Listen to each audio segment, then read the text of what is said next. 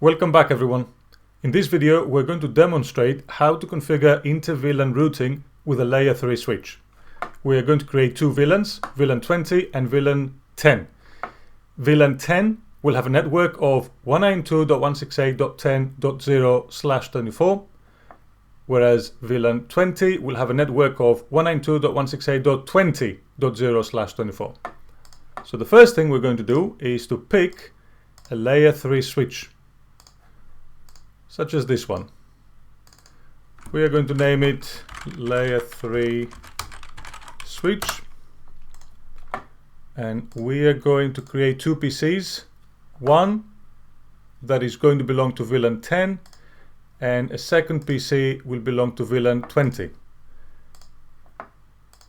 We are going to connect PC from VLAN 10 to the switch on the first port of the switch on fast Ethernet 0/1, and we are going to connect the second port of the switch to the other PC that is part of VLAN 20. We're going to fast forward the time, and now we will proceed to do some configuration.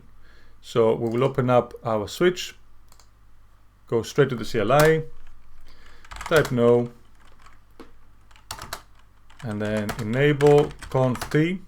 And the first thing we're going to do is to configure the two VLANs. So VLAN 10, which we are going to name sales exit, and then we're going to configure the first port, the first interface of the switch, to be part of VLAN 10.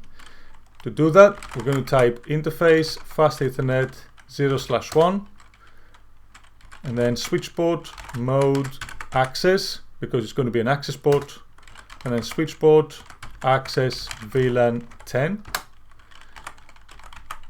And we are done with VLAN 10 as a whole. Next up, we're going to create VLAN 20. We're going to name it HR, and then we will exit from there so that we will configure the second port, the second interface of the switch, to be part of VLAN 20. So 0/2, and then same thing again, switch port mode access, because it's going to be an access port, followed by switch port access VLAN 20. We'll exit from there too, and then we need to configure the routing functionality of the switch. So we're going to run IP routing, then interface VLAN 10,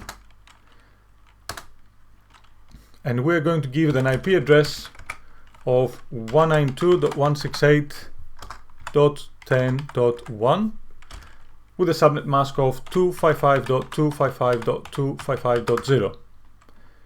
So this IP address is going to act as the default gateway for VLAN 10. And then we're going to run a no shutdown to make sure that that interface is up and running.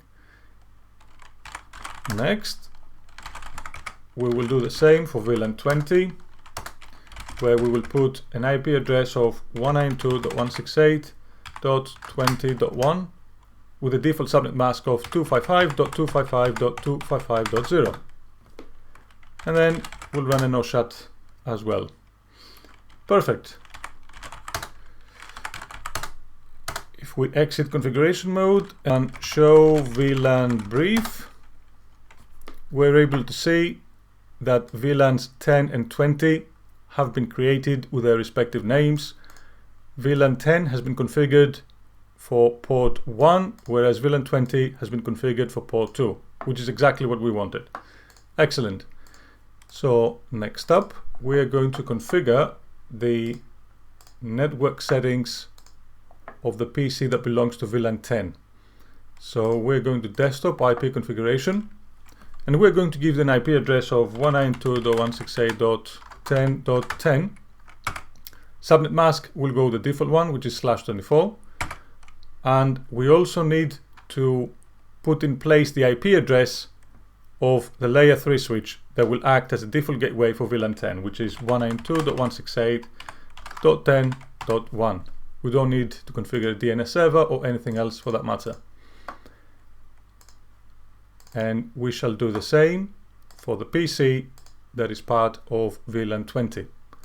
Desktop IP configuration will give an IP address of 192.168.20.10, subnet mask of /24 again, default gateway 192.168.20.1, which is the IP address we configured earlier on the switch for VLAN 20.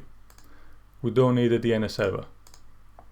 Excellent. So, to verify functionality, to make sure that we have achieved inter-VLAN routing with a layer 3 switch, we should be able to ping the PC that belongs to VLAN 20 from the PC that is part of VLAN 10 and vice versa.